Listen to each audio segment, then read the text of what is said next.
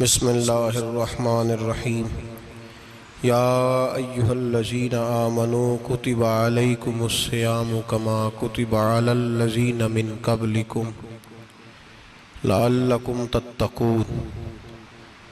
क़ाल नबी सल्लल्लाहु अलैहि वसल्लम लिकुल्लि शैइन ज़कातुन व ज़कातुल जसदिस्सौम औ कमा क़ाल सल्लल्लाहु अलैहि वसल्लम सदक़ल्लाहुल अज़ीम व सदक़ रसूलुहुन नबियुल करीम।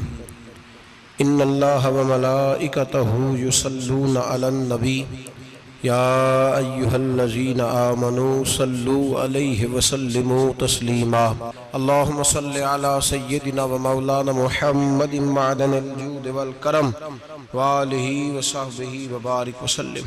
हम्द व सलात के बाद कुरान मजीद सूरह बकरा अल्लाह तबारक व तआला ने इरशाद फरमाया, या अय्युहल्लज़ीना आमनू कुतिबा अलैकुमुस्सियाम, ऐ ईमान वालो तुम पर रोज़े फ़र्ज़ किए गए। कमा कुतिबा अलल्लज़ीना मिन क़ब्लिकुम, उसी तरह जिस तरह तुमसे पहले लोगों पर फ़र्ज़ किए गए थे। लअल्लकुम तत्तक़ून, ताकि तुम परहेज़गार हो जाओ, मुत्तकी हो जाओ, अल्लाह से डरने वाले बन जाओ, गुनाहों से बचने वाले बन जाओ, अपनी ज़िंदगी को रब रसूल के अहकामात की रोशनी में गुजारने वाले बन जाओ। रोज़ा एक प्रैक्टिस है, एक मुजाहिदा है, एक जद्दोजहद है। जद्दोजहद किस चीज़ की? अल्लाह की रज़ा के मुताबिक अपने आप को ढालने की जद्दोजहद।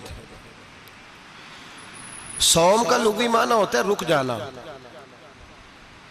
हलाल रिज़्क सामने पड़ा है, हलाल मशरूब सामने पड़ा है,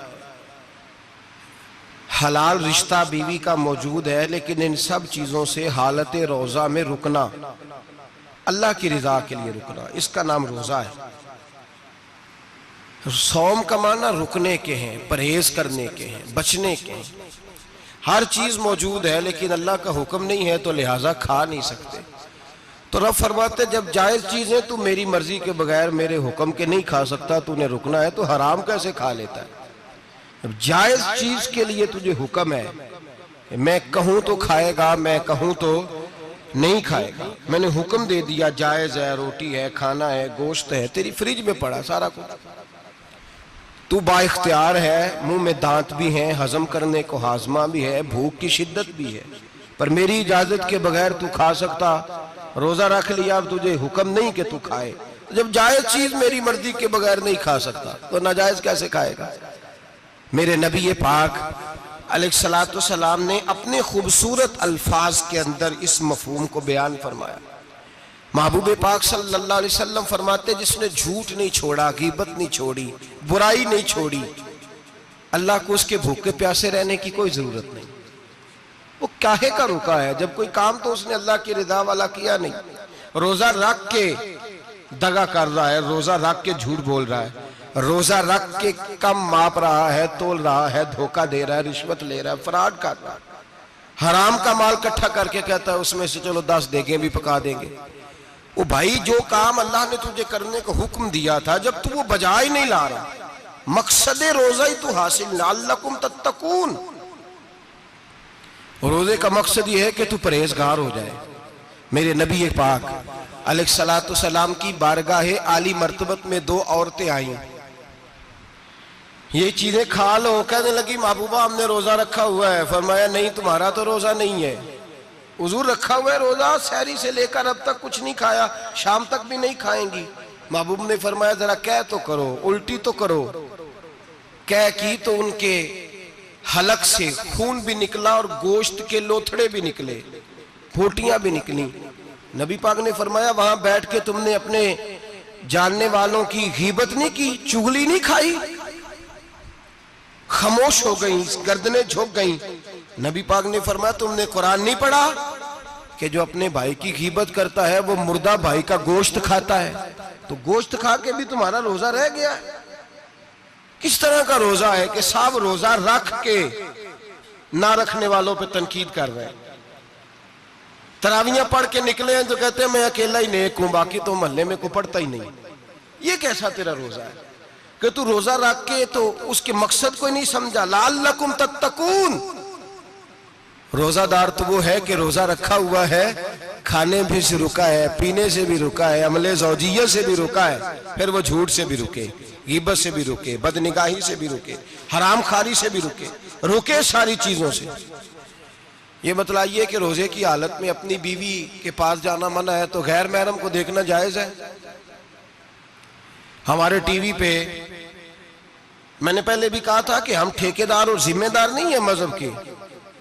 यहां हमारे आने से पहले भी कोई बैठा था, हम मरेंगे तो यहां हमसे बड़े बड़े नेक लोग बैठेंगे, कोई बंदा जिम्मेदार नहीं है। बड़े बड़े कज कुला साहिब जुब्बा और दस्तार, बड़े बड़े साहिब बसीरत, आइमा, फुकहा, उलमा, ज़ुआमा, नुकाबा, सूफिया, औलिया, गौस, कुतुब, अब्दाल, औताद, कुतुबुल अख्ताब, जाने कौन कौन आए, उलमा आए, मुफस्सिरीन आए, मुहद्दिसीन आए, गुजर गए। हम तो खाक नशीन लोग हैं, थोड़ा काम करने वाले, थोड़ी सलाहियत रखने वाले। लेकिन भाई अगर करते हैं तो एक काम करते हैं, साथ दूसरा नहीं करते। ये किस तरह का दीन सिखाने लोग निकले कि शव्वाल से लेकर शाबान तक गाना सुनाया जाएगा, शाबान से लेकर शव्वाल तक नाच गाना किया जाएगा, शव्वाल से लेकर शाबान तक धमा चौकड़ी होगी, रमजान आएगा तो हदीसें सुनाई जाएंगी, रमजान आएगा तो लोगों को कुरान पढ़ के सुनाया जाएगा। ये मजहब बाज नहीं है कि गवैये मजहब सिखाएंगे, एक्टर मजहब सिखाएंगे। ये मजहब बाज नहीं है कि एक गिलास के अंदर पहले शराब पी लो, फिर उसी गिलास में रमजान आए तो शहद बांटना शुरू कर दो। ये बाज नहीं, ये मेरे रसूलुल्लाह का मजहब है। अगर तुम्हें शौक है दीन सीखने सिखाने का, यकम रमजान को तौबा करो और कहो कि हम टीवी पे बैठ के हदीसें सुनाएंगे तो सारा साल सुनाएंगे, और जिस जुबान से हदीस निकलेगी फिर उससे कभी गंदा गाना नहीं निकलेगा, फिर कभी नाच गाना नहीं होगा। ये कौन सा मजहब है जो बीबियां सिखा रही हैं? ये कौन सा दीन है जो औरतें सिखा रही हैं? मेरे रसूल पाक सल्लल्लाहु ताला अलैहि वसल्लम का वो मजहब है कि मेरे आला हजरत फाजिल बरेलवी रहमतुल्लाह अलैह ने फरमाया, मर्द के लिए जायज नहीं कि वो औरत की जुबान से मिलाद भी सुने, नात भी सुने। मर्द के लिए जायज नहीं, मर्द को मर्द सिखाएगा, औरत सिखाएगी तो औरतों को सिखाएगी। बेशक आप सवेरे फतवा दीजिए कि छोटी सी मस्जिद में बैठ के, छोटे से कोने में बैठ के छोटा सा मौलवी, और वहां तो इतने इतने बड़े मुफ्ती टीवी पे बैठे हुए, वो गलत है तो सही है कैसे हो गए? सुनो, मेरे नबी पाक अलैहिस्सलातु सलाम के मजहब का हुस्न ये है कि इस्लाम कहता है एक नजर बीबी को देखा किसी ने गलती से तो माफी हो जाएगी, दूसरी नजर शहवत से देखा तो हराम है उसके लिए। वो पाकिस्तान का मौलवी हो या सऊदी अरब का शाह हो, किसी के लिए औरतों के बीच फिरना उठना बैठना जायज है? मेरे नबी पाक सल्लल्लाहु ताला अलैहि वसल्लम ने फरमाया, मैं औरतों से मुसाफा करने नहीं आया। और मेरे नबी पाक सल्लल्लाहु अलैहि वसल्लम ने फरमाया, हुजूर फरमाते लेकिन ना कुत्ता बिल्कुल नापाक नहीं होता, कुत्ते का थूक नापाक होता है, या कुत्ता गीला हो जाए तो नापाक होता है, लेकिन खिंजीर सारा नापाक होता है, कुल नापाक है खिंजीर। नबी पाक ने फरमाया खिंजीर भी हो और गंद में लिथड़ा हुआ भी हो, पेशाब में लिथड़ा हुआ हो, गोबर में लिथड़ा हुआ हो, पखाने और फुजले में लिथड़ा हुआ खिंजीर हो, उसका जिस्म तेरे साथ टकरा जाए तो इतना बुरा नहीं जितना गैर महरम औरत का वजूद तेरे साथ टकरा जाए तो बुरा है। इस हद तक मेरे नबी पाक सल्लल्लाहु और गुंबद के मामले में फतवा देने वाले, या रसूल अल्लाह कहने पर कुफर का फतवा देने वाले और बड़ी बड़ी बातें करने वाले खामोश क्यों हो गए? या अय्युहल्लज़ीना आमनू ला तत्तखिज़ुल यहूद वन नसारा औलिया। रब फरमाता है यहूदियों और ईसाइयों को दोस्त ना बनाओ, ये तुम्हारे दोस्त हो सकते, ये तुम्हारे सज्जन हो सकते। जब अर्श का मालिक कह रहा है सज्जन नहीं हो सकते तो तू दोस्ती की बात कैसे बढ़ा रहा है? या रसूल अल्लाह हमारे सज्जन कौन हो सकते हैं? फरमाया तुम्हारा दोस्त वो हो सकता है जो मोहम्मद अरबी का गुलामी करने वाला हो, जो रसूलुल्लाह की नौकरी करना हो दोस्त होगा। दूसरा दोस्त हो सकता, कोई एक्टर मजहब नहीं सिखाएगा, कोई गवैया मजहब नहीं सिखाएगा। हजरत जनाब सैयदना जुनैद बगदादी, बगदाद के पीर से किसी ने पूछा था आज से 1100-1200 साल पहले, वो तो जमाना वैसे नेकी और परहेजगारी का था, कहा बाबा जी मर्द और औरत नेक हो, बगैर पर्दे के, बगैर हिजाब के, बगैर दीवार के बैठकर एक दूसरे को दीन सिखा सकते हैं? हजरत साहब बताइए, मर्द और औरत नेक हो तो बगैर पर्दे और हिजाब के एक दूसरे को दीन सिखा सकते हैं? तो हजरत जुनैद बगदादी फरमाने लगे, सिखाने वाला हसन बसरी हो और सीखने वाली राबिया बसरी हो तो फिर भी बगैर पर्दे के बैठने की इजाजत नहीं। तो मुफ्ती साहब को इजाजत किसने दी? मौलाना साहब को इजाजत किसने दी? बड़ा वो नहीं होता जो टीवी पे ज्यादा आता है, बड़ा वो होता है जो रसूलुल्लाह के दीन पे अमल ज्यादा करता है। हजरत अब्दुल्लाह इब्ने मसूद रदी अल्लाह ताला अन्हु फरमाते, ज्यादा बातें करने वाला आलिम नहीं होता। हुजूर फिर आलिम कौन होता है? फरमाया पढ़ो कुरान, इन्नमा यख्शल्लाह मिन इबादिहिल उलमा। फरमाया बड़ा आलिम वो होता है जो अल्लाह से ज्यादा डरता है। इसलिए कि रब फरमाता है, मेरे बंदों में से जो आलिम वो हैं जो अल्लाह से ज्यादा डरते हैं, खौफ रखते हैं। तो मेरे भाई, रमजान अल मुबारक में बचना है, परहेज का वक्त है। तो कोई शख्स भी कोई शो ना देखे, मेरी मिन्नत है आप हज़रात, कोई शो ना देखे। औरत का तो पर्दा है, तो हमें तो तमाशे पे लगा दिया गया।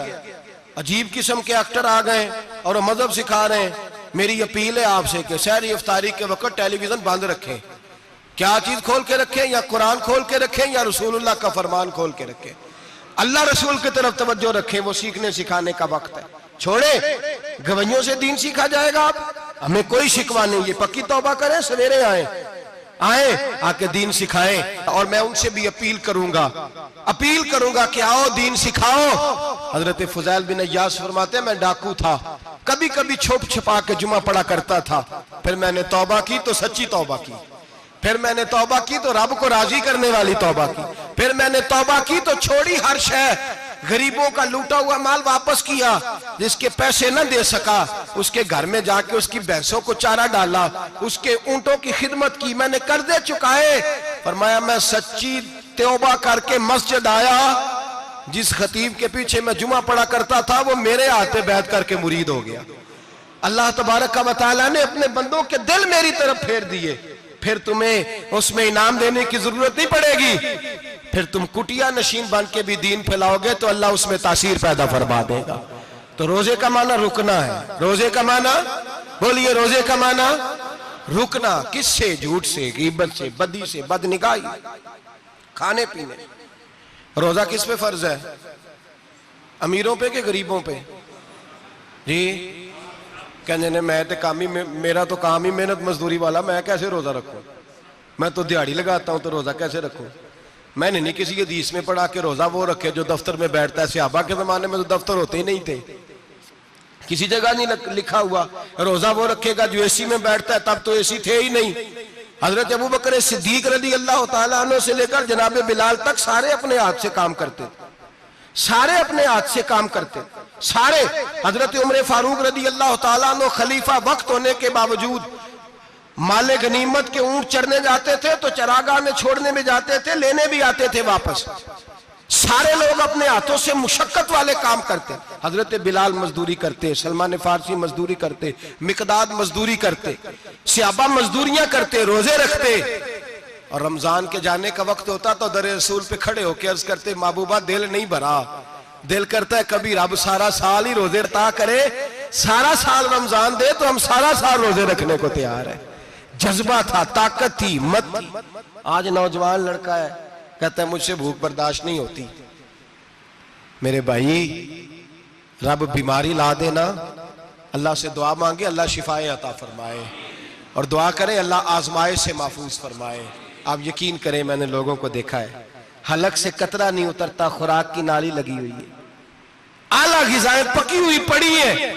अर्श का मालिक कहता है मैं तेरे हलक से गुजरने नहीं दूंगा, कानून बन गया। मैंने देखा है ड्रिप पे लोग जिंदा है, बोतल लगी हुई है ग्लूकोज की, गुजारा चल रहा, आला ग़िज़ाएं पड़ी हैं, लाखों रुपया तिजोरी में पड़ा है। मालिक कहता है तू नहीं खा सकता, तो वो खाने नहीं देता, नहीं खाने देता। एक शख्स यूरोप के इलाके का, मैं किसी कालम नवीस का पढ़ रहा था, वो कहता है मेरी खरबों में जायदाद है, लेकिन मेरे मैदे में ऐसी तकलीफ है कि मैं आटे को छान कर जो ऊपर से बूरा निकलता है सिर्फ वो खा सकता हूं, उसके अलावा मैं कायनात की कोई नेमत खा नहीं सकता।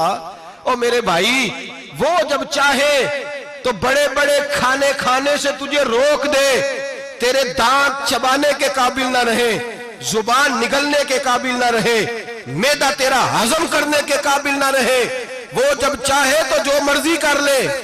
वो कहता चल तू मेरी मर्जी पे चल ना, 1 महीना मेरे कहने पे ना खा, 1 महीना मेरे कहने पे ना खा, तो या अल्लाह तू क्या करेगा? फरमाया सौमु तसहु, मेरे नबी पाक ने फरमाया तुम रोजे रखो, अल्लाह तुम्हें सेहत अता फरमा देगा, अल्लाह तंदुरुस्तियां दे देगा, शिफाएं दे देगा। तुम रोजे रखो, अल्लाह तुम्हें, सुभान अल्लाह, अल्लाह तुम्हें, अल्लाह ताकत देता है, हिम्मत देता है, अल्लाह हिम्मत देता है। मैंने देखा है, मैंने बुजुर्गों को देखा है, ज़ईफ लोगों को देखा है, कमजोर लोगों को देखा है, मैंने देखा है रोजे रखते हुए, मजदूरों को देखा है रोजे रखते हुए। मैं अपने अब्बा जी को कहता, अब्बा जी इतनी सख्त गर्मी और मजदूरी आप करते और मजदूरी के आलम में रोजा रखते, तो कहते पुत्र रोजा की आंदा है, रोजा कदों को जाता है, रोजा अपनी जगह ते वे मजदूरी अपनी जगह होते।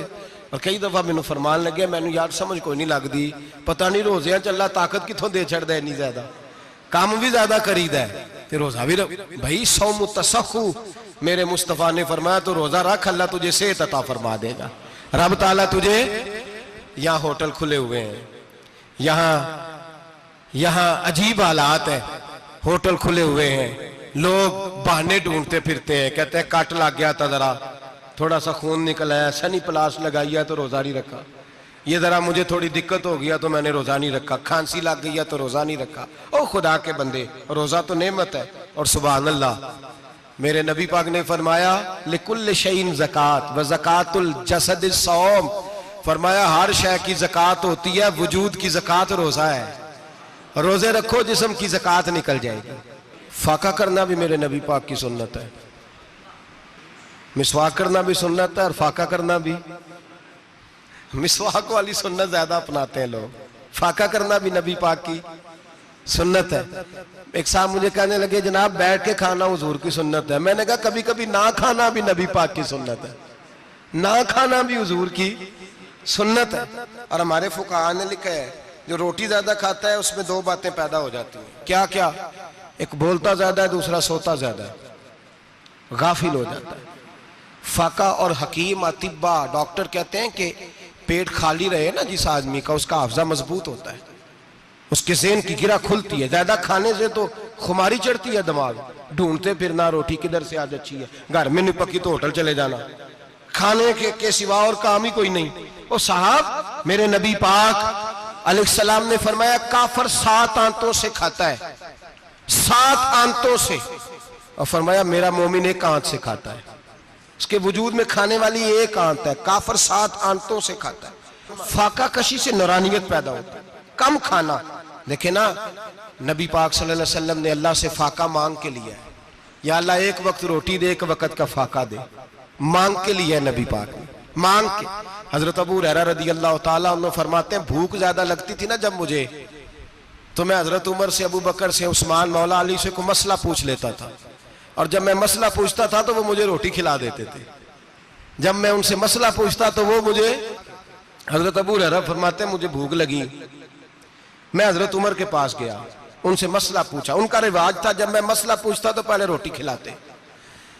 हमारे बुजुर्ग ये फरमाते हैं कि खाने खिला के दीन पढ़ाओ, सिर्फ तुम्हारा कुतुब खाना नहीं खुला होना चाहिए, तुम्हारा दस्तरखान भी खुला होना चाहिए।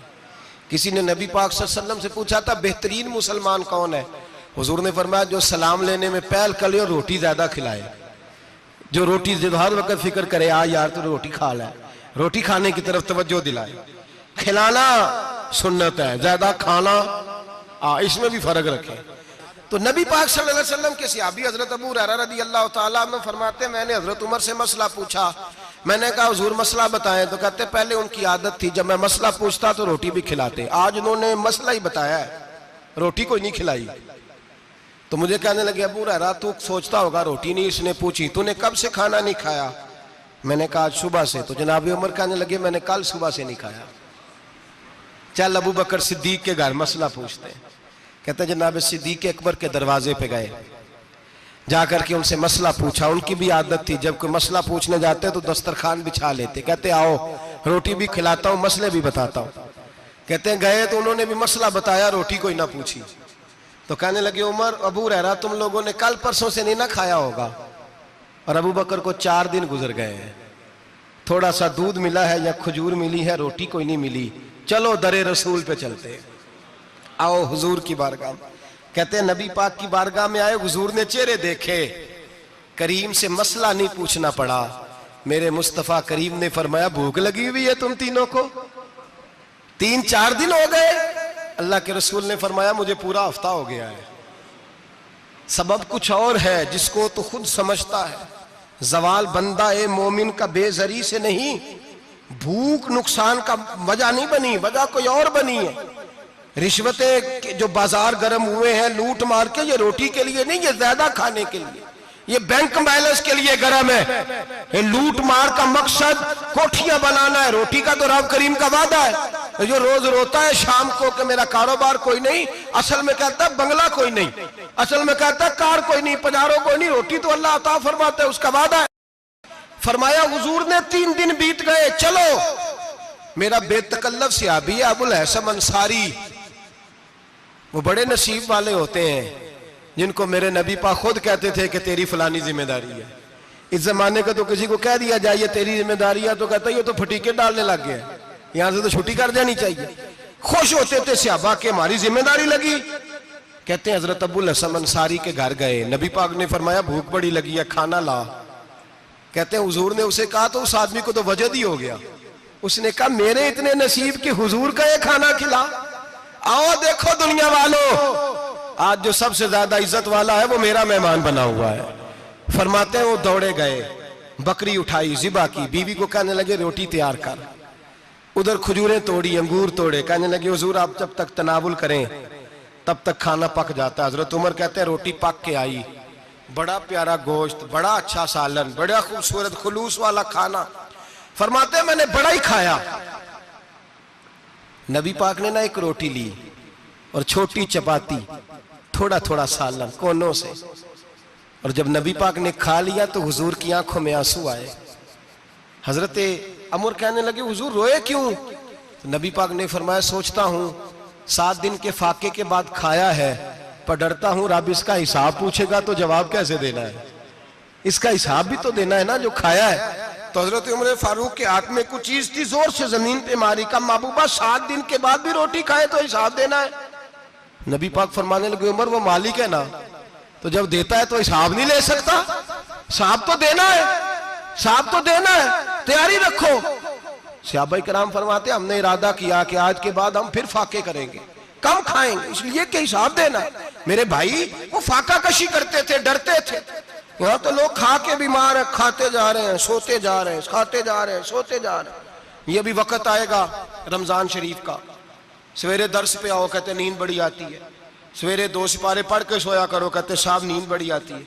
फजर के बाद ही तो वक्त होता है अल्लाह अल्लाह करने का, शहरी का, खाते जा रहे हैं, सोते। लोग जमात से नमाज नहीं पढ़ते, सो जाते, जमात का सवाब छोड़ के सो जाएंगे। भाई रमजान मुबारक में फाका कशी की ट्रेनिंग होती है, फाका कशी की तरबियत ले, रमजान में रोके अपने आप को, तरबियत होगी।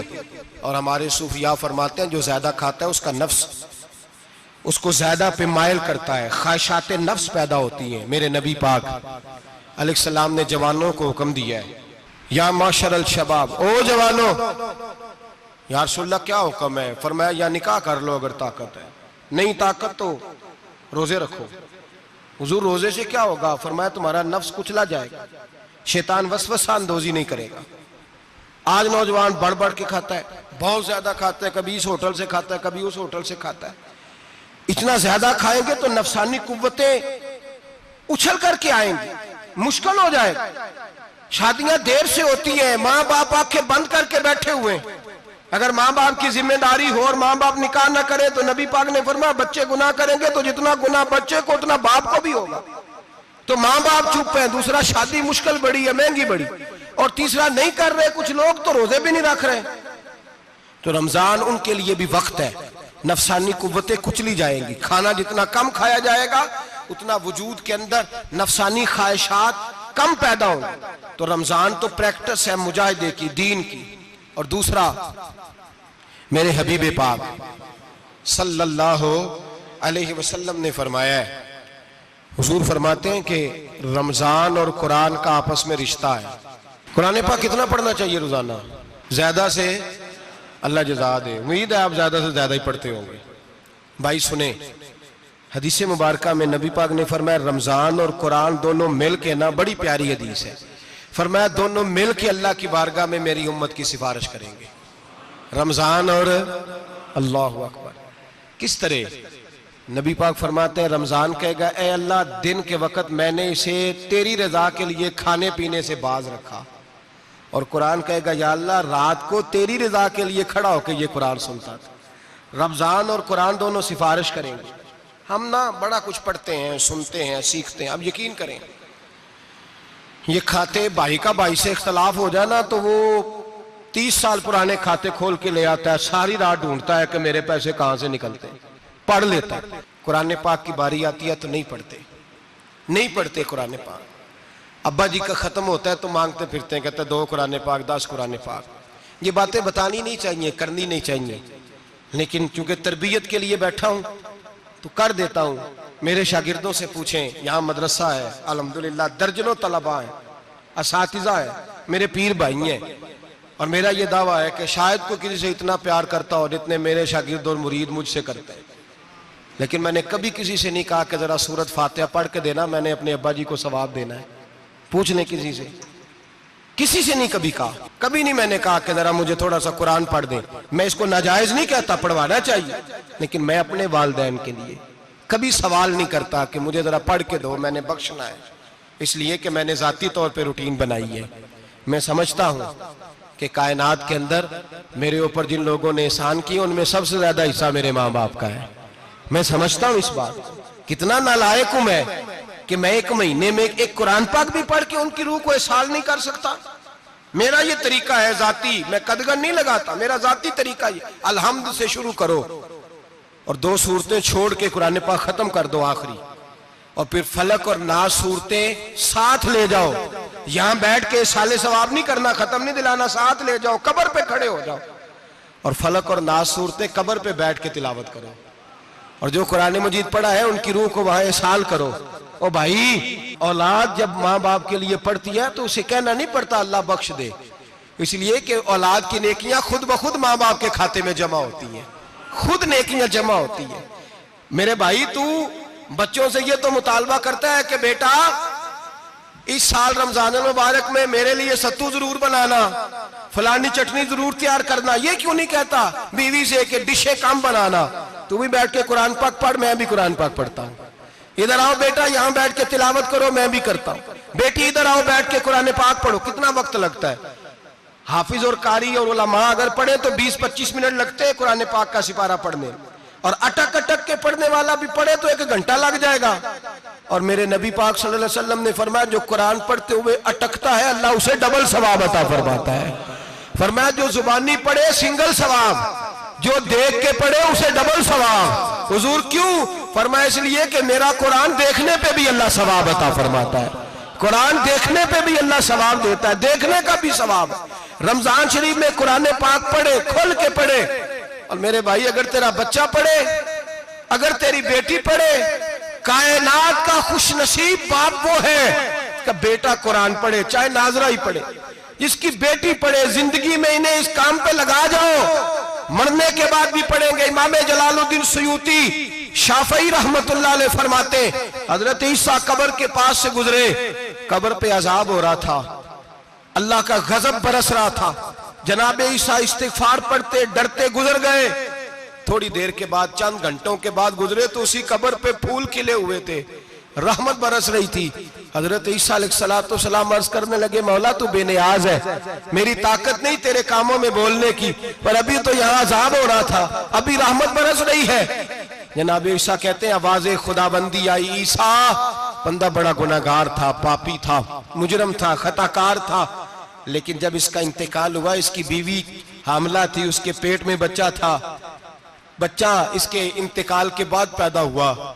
आज वो 4-4.5 साल का हुआ है, मकतब में गया है, मदरसा में गया है, उस्ताद ने बिस्मिल्लाह शरीफ पढ़ाई है। फरमाया उसने तोतली जुबान से कहा है बिस्मिल्लाहिर्रहमानिर्रहीम का, ऐसा मुझे बतला इस जमीन पर वो मासूम जिसे अभी रहमान और रहीम कहना नहीं आता, वो तोतली जुबान से मुझे रहमान और रहीम कहे और मैं उसी जमीन पे उसके बाप को अजाब दूं? फरमाया उसने एक बार रहमान और रहीम कहा है, मैंने उसकी बाप की कब्र को नूर से मामूर फरमा दिया है, नूर से भर दी है कब्र, बरकत से भर दी है। अल्लाह करे मेरे बेटे भी कुरान पढ़े, अल्लाह करे मेरी बेटियां भी कुरान पढ़े, अल्लाह करे हम सब की औलादे कुरान पाक पढ़े। देखिए ना, इमाम आजम अबू हनीफा रमजान में 61 कुरान पाक पढ़ते थे। कितने? 60 थे एक। अल्लाह अकबर। एक कुरान पाक दिन में पढ़ते पूरा, एक रात को पढ़ते, एक तरावी में पढ़ते। 61 कुरान पाक इमाम साहब पढ़ते। आप फरमाते मैंने छोड़ दिए सारे वजीफे, मैं सिर्फ रसूलुल्लाह का कुरान पढ़ता हूं। रमजान सारा कुरान पाक, सारा रमजान। अब तो आदत ही नहीं रही हमें कुरान पाक।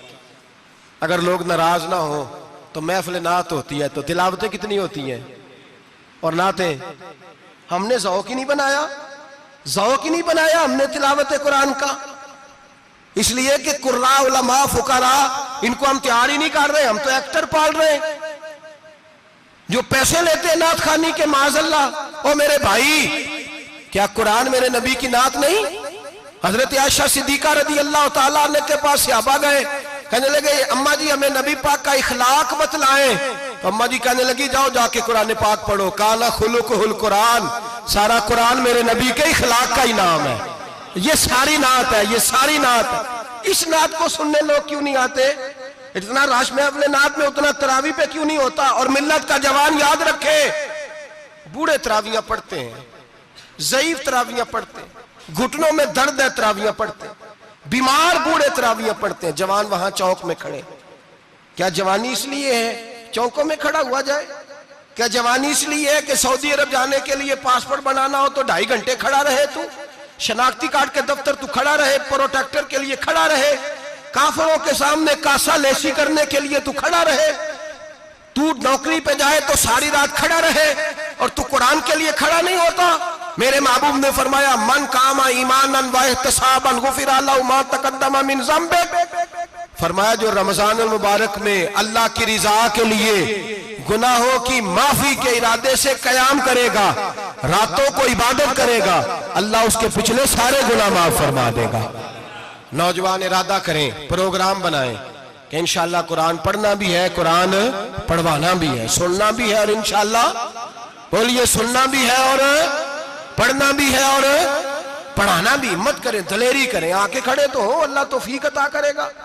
पहली बात यह कि रोजा रखें, दूसरी बात यह कि कुरान पाक की तिलावत करें, और रोजा रखें तो रोजे के सारे हुस्न समेत उसे रखें। नबी पाक ने फरमाया रमजान गमखारी का महीना है, गमखारी करें। हमारे जमाने में 2 किस्म की तकलीफें हैं। एक तो गरीब आदमी, उसका हाल यह है कि वो मांगते ही गुजारा करना चाहता है, उसने हाथ यूं कर लिया है तो अब उसका यूं होने को तैयार नहीं। जरूरत अगर किसी आदमी को किसी दरवाजे पे ले जाती है तो बुरा नहीं, लेकिन सवाल का अपने ऊपर दरवाजा खोल लेना ये ठीक नहीं। फाका कशी पैदा करें, हौसला पैदा करें, थोड़े पे गुजारा करना सीखें। गरीबों को भी इजाजत नहीं कि वो निकल खड़े हों मैदान में मांगने के लिए। टोलियां निकलती हैं रमजान में, जत्थे निकलते हैं खैरात इकट्ठी करने वाले। बचें। मेरे नबी पाक सल्लल्लाहु अलैहि वसल्लम ने फरमाया जिसने बगैर जरूरत के सवाल किया, जब कयामत के दिन आएगा तो उसके चेहरे के ऊपर गोश्त नहीं होगा, सिर्फ ढांचा ही होगा। इतनी भयानक सूरत में आए, बगैर अशद जरूरत के सवाल न कर, कभी सवाल न कर। और अमीरों से गुजारिश है कि रमजान हमदर्दी का महीना है, हमदर्दी करें तो सामने वाले की इज्जत का भी ख्याल करें। ये बात दुरुस्त है कि गरीब सियाना नहीं होता, इसलिए कि जिसकी जेब में पैसे नहीं होते भाई उसे अकल भी नहीं होती। जिसके घर कार नहीं होती उसे चलाने का तरीका, जिसके घर ओवन नहीं होता उसे चलाने का तरीका भी नहीं आता। जिसके घर में चीजें होती हैं उसे चलाना भी आ जाता है। जिदे घर दाने ओदे कमले भी उसके सियाने हो जाते हैं। तो चौधरी साहब, सेठ साहब, नवाब साहब आटा तकसीम करते हैं, खड़े होके फोटो खिंचाते हैं, फेसबुक पे देते हैं, और एक आटे का थैला और 10 अखबारों में फोटो। अल्लाह से डरें। रमजान हमदर्दी का महीना, हमदर्दी का। गरीब को दें तो उसकी इज्जत को रुसवा ना करें, मेरे नबी पाक अलैहिस्सलाम के सहाबी हजरत अब्दुल्ला इब्ने उमर रदी अल्लाह ताला अन्हु ढूंढ के लाते थे मिस्कीनों को, ढूंढ के, और जब लाते थे तो अपने दस्तरखान पर बिठाकर अपने साथ अफ्तारी कराया करते थे। और फिर फरमाया अल्लाह ताला ने लन तनालुल बिर्रा हत्ता तुनफिकु मिम्मा तुहिब्बून, अल्लाह के रास्ते में वो चीज देनी है जो तुम्हें ज्यादा प्यारी हो। कौन सी चीज जो तुम्हें, मैं थोड़ा सा बेबाक हूं, बाज दोस्तों के साथ, सबके साथ नहीं। एक दोस्त मदरसे में घी देने आए एक दफा, तो वो वाला घी दे गए जो सबसे सस्ता था। तो मैंने कहा मुझे दयानतदारी से बचाए, आप यही खाते हैं घर में? कहने लगे नहीं। तो मैंने कहा फिर हमने बच्चे मारने के लिए तो नहीं ना रखे हुए, क्या वो वाला घी अल्लाह के रास्ते में प्यारी चीज दे रही है ना, इसलिए गले गले नोट लोग मस्जिद के गले में डाल जाते हैं, फटे हुए डाल जाते हैं, कहते हैं जोड़ लेंगे मौलवी साहब।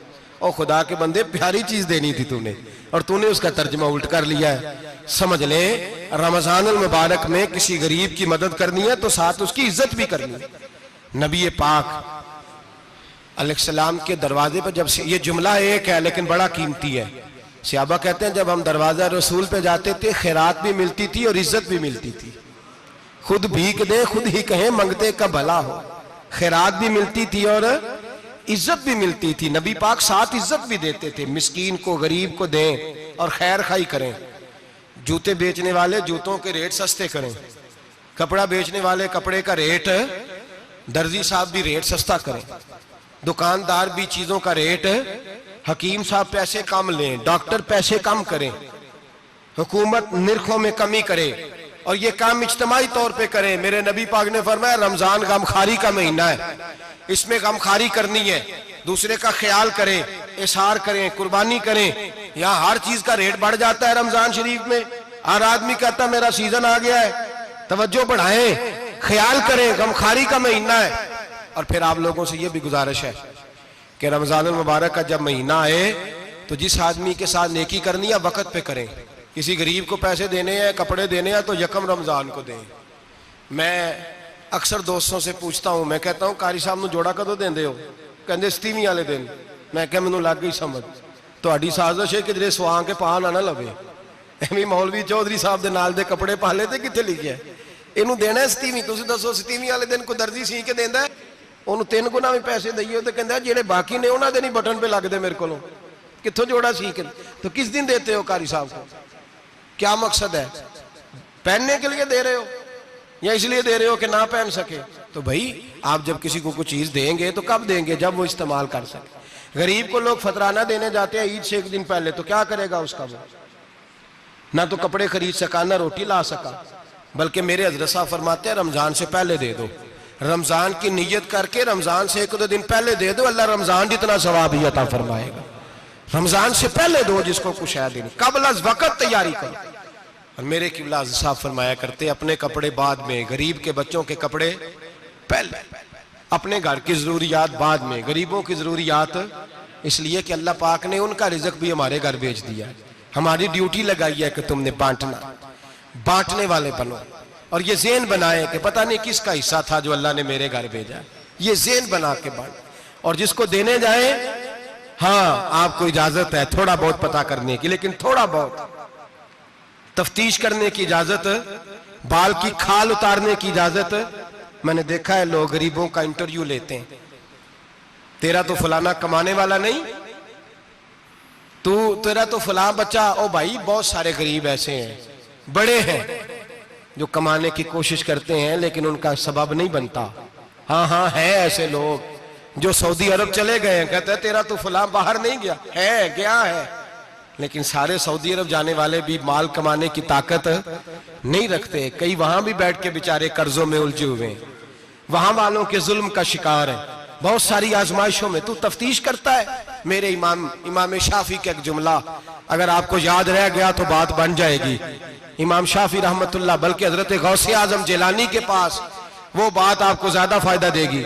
हजरत गौसे आजम जिलानी को उनका एक मुरीद समझाने लग गया, कहने लगा हजरत जी आप सबको देते रहते हैं, हर बंदा मुस्तहिक नहीं होता, जरा टटोल के दिया करें। तो गौसे आजम जिलानी फरमाने लगे भाई मुझे तो लगता है तू भी उन चीजों का मुस्तहिक नहीं था जो अल्लाह ने तुझे अता कर दी है।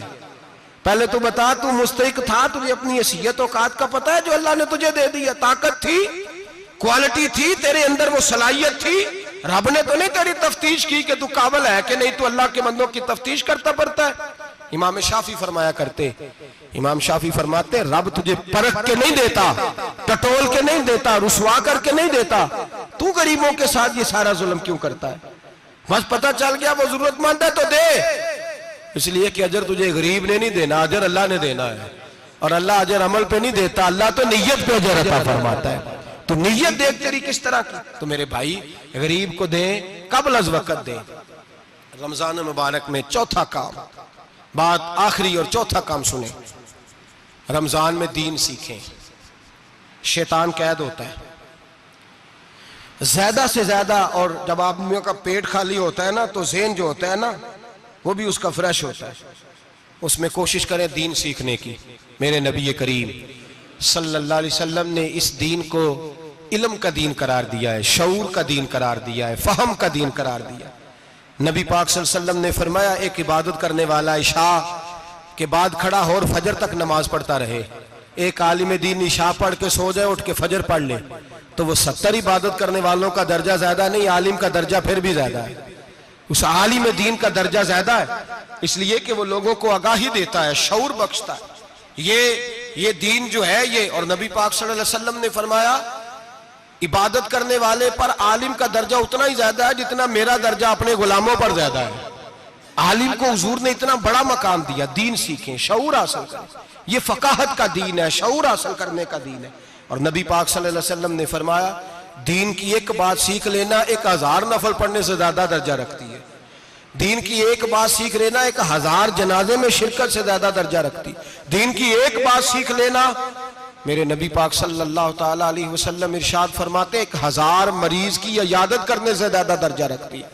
फरमाया, जिसने रात के एक लम्हे में दीन की एक बात सीखी, अल्लाह उसे सारी रात इबादत करने से ज्यादा सवाब अता फरमाएगा। मेरे ऐसा फरमाया करते, जब सीखने वाले को यह सवाब मिलेगा तो बताइए सिखाने वाले को कितना सवाब मिले, उसे अल्लाह कितना दर्द। रमजान आ रहा है, शैतान कैद है, दीन फैलाने की कोशिश करें, जद्दोजहद करें। बड़ी नींद आती है फजर पढ़ के, लेकिन अगर किसी का इरादा बन जाए कि दीन सीखना भी है और दीन बच्चों को, तो फिर कोई नींद गलबा। एक मिसाल एक आलिम ने समझाई। कोई बुजुर्ग थे, दरवेश आलिम, उनके पास एक औरत आई, कहने लगी, मैं बच्चों को सवेरे बड़ा जगाती हूँ, बच्चे जागते नहीं नमाज के लिए। बड़ा अजीब जवाब दिया बुजुर्गों ने, दरवेश ने, आलिम ने। कहने लगे, बीबी क्यों नहीं जागते, जगाया कर, बेदार किया कर, उठाया कर। कहने लगी, बड़ी जद्दोजहद करती हूँ, उठते नहीं, बेदार नहीं होते। अल्लाह वाले थे ना। कहने लगे, ये बता, अगर उस कमरे में आग लग जाए तो फिर बच्चों को कैसे बेदार करेगी? आग से बचाने के लिए क्या करेगी? फिर तो बालों से पकड़ भी घसीटना पड़ा तो घसीट के कमरे से लाऊंगी, फिर तो चोटें लगती हैं तो लग जाए, फिर मैं परवाह नहीं करूंगी। आप फरमाने लगे, यूं समझ ले जहन्नम की आग जल रही है, अगर तेरे बच्चे ने नमाज ना पढ़ी तो आग लग जाएगी, अगर इसने इबादत ना की तो उसे आग, अब जैसे भी तुझे उठाना पड़ता है उठा घसीट के बाहर ला, लेकिन उसकी नमाज कज़ा। नींद बड़ी आ रही है सवेरे, लेकिन अगर दीन ना सीखा तो मुश्किल हो जाए। जैसे भी अपने आप को जगाना चाहिए, हिम्मत करनी चाहिए, दलेरी करनी चाहिए। हमेशा मिदहते खैरुल अनाम में गुजरे, दुआ है ये उम्र दरूद व सलाम में गुजरे। आखिर दावा।